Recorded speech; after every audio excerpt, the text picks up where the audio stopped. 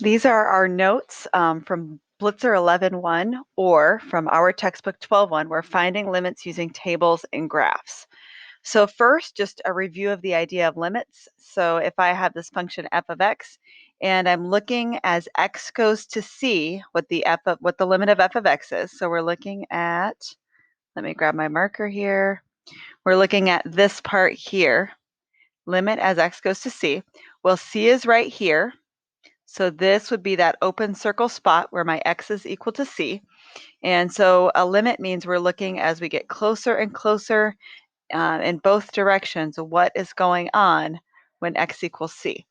So even though there's an open circle there, as we get closer and closer on both sides, it's like it's like y equals L basically. You know, it's even if that open circle wasn't there, that's that point that would join that up and make it continuous and work for both. So it's approaching L. So it's going to be numbers that are closer and closer, like maybe L is 4 and you get like 3.999. And so we talk about how that approaches L. And so we say that the limit is equal to L. So that's that idea of limits that we learned earlier this year. And I'm sorry, as soon as I started on this video, the dogs are wrestling in the background. I really hope you can't hear, but I am not starting over again. So on this first one, and I do need to change this number, I decided that when I was doing my notes earlier that -7 didn't work. We were going to do -2. So first we're going to find the limit of the function 4x plus 1 as x goes to -2. So that means first we're going to graph. We're finding limits using graphs today. So we're going to graph f of x equals 4x plus 1. So started at 1. My slope is 4. I'm just going to graph a little bit here. I really hope you guys can't hear this growling and stuff in the background. So my limit as x goes to -2, well, this is a continuous function. So it's actually going to be the same thing as just f of -2 on this particular graph. So -2 would be right here. And that would be this point. And when x is -2, 1, 2, 3, 4, 5, 6, 7, I have that y is equal to -7. And so my limit as x goes to -2 of 4x plus 1, so of the function, my limit of the function as x goes to -2 is just going to be equal to -7. So it's interesting to notice on this one that if I plug -2 in for x, 4 times -2 is -8 plus 1 is -7. So I'm just going to write also f of -2 equals -7. So when you have a continuous function, those are going to be equivalent. And a line is a continuous function. Remember, continuous means I can trace this entire function without picking up my pencil. So on the next one, I can tell I've got an issue right away, because if I put 4 in my denominator, that is going to be a problem. But I'm also looking at the numerator thinking I could definitely factor that. So we're going to first start by graphing. So we're going to graph f of x equals x squared minus 16 over x minus 4. And I'm going to factor in my numerator for graphing purposes and just to see what's going on. That's always something to do. Look at factoring if you've got a rational function. And it looks like that factor of x minus 4 cancels out. So if I have x minus 4 divided by x minus 4, that's just a 1. So I can say that f of x is equal to x plus 4. But the problem is I cannot let my denominator equal a 0 in any step of this problem. So I also have to say that x can't be equal to 4.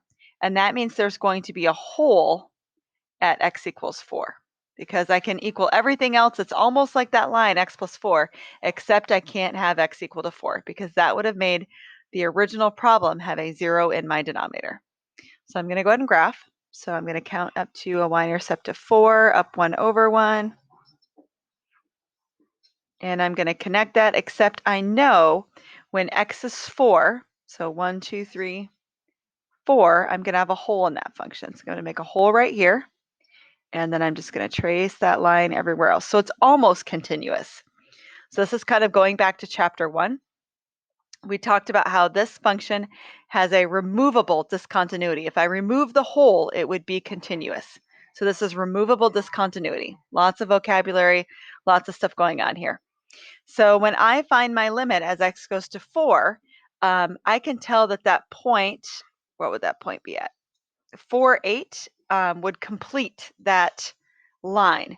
And so I know that from the left and from the right, as I get closer and closer to that, it's really getting awfully close to y equals 8. It's not actually going to get to 8 because I'm not allowed to have that number. So that means f of 4 is not actually equal to 8. So if I plug in 4 to the function, I don't get the 8 for an answer. But my limit is 8 because it's approaching 8. It's really super, super close to 8. So we're going to say that our limit here is equal to 8. So I'm trying to figure out where I can write this without writing over that smartboard thing. So my limit as x goes to 4 of my function, let's see, that was x squared minus 16 over x minus 4. That's going to equal 8. But I do want to note that f of 4 is undefined. So it's just kind of an interesting case where the actual function, when I look at the limit, I get a number, but when I look at substituting that number 4 into the function, I don't actually get an answer. So just kind of interesting. So just because f of 4 doesn't exist doesn't mean we can't find a limit, because those are two different things.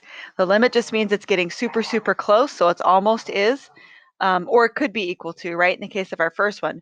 But f of 4 itself, that's just I have to be able to plug in 4 and get an answer, and so that's the one that's undefined. So now this gives us an idea to kind of, I guess, put it all together. So in the first example, we have a function that has a hole. Other than that, it would be continuous. So that's removable discontinuity. And so we talk about how at C, so C would be that x value where the hole is, we can say our limit is equal to L. But f of C itself is undefined. So that's what we just looked at. So because we have a hole, f of C is undefined, but when we're looking at a limit, we're just saying really, really close. And so that one we actually have. We do have a limit. The next one is kind of interesting because it looks the same at first glance. You've got this function with a hole in it at C, but then up above, we have this filled in circle.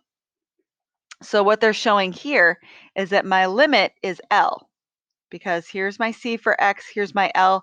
L would be that point that they're getting really close to on both sides in terms of Y. So as I'm going to the left and as I'm going to the right, I'm getting closer and closer as x goes to c to a y value of L. So my limit is going to be equal to L. But when I actually plug c in, I would get this point up here, that solid filled in circle. That's actually the value of the function of c. So the y value would actually be equal to n. So that's kind of an interesting one. So you've got this case where it's undefined at x, but we actually have a limit. Here's one where we have a limit, but the value is like completely different. And then here's just a normal, beautiful continuous function where our limit and then actually working out the function, those give us the same y value. So these are the ones that we like. We like those continuous functions because they're super easy, but the other ones are kind of interesting. They're kind of cool. So we're going to look at some other kinds of graphs. So if you remember from what we did before with continuity, this could be jump discontinuity when we graphed these, where we have these piecewise functions where we have one piece where x is less than 1 and the other piece where x is greater than or equal to 1. And so we might jump in between them in terms of y values. And because we want to know the limit as x goes to 1 and 1 is that boundary point, it's really important that we see what's going on. So the first one says negative x squared minus 1 if x is less than 1. So I'm going to go to negative 1 on my y-axis. And then if I'm going to graph a negative x squared, I know it's down 1 over 1, down 3 over 1, down 5 over 1. But on the other side, it says only if x is less than 1. So when I do this point right here, that's where x is equal to 1. I'm going to stop right there. And so my parabola graph's only going to be that piece of it.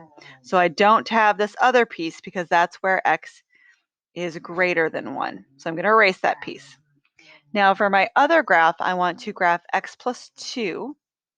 So here's 2 right here. So x plus 2, but only when x is greater than or equal to 1. So I'm only going to do this part of it. So I do have some jump discontinuity here.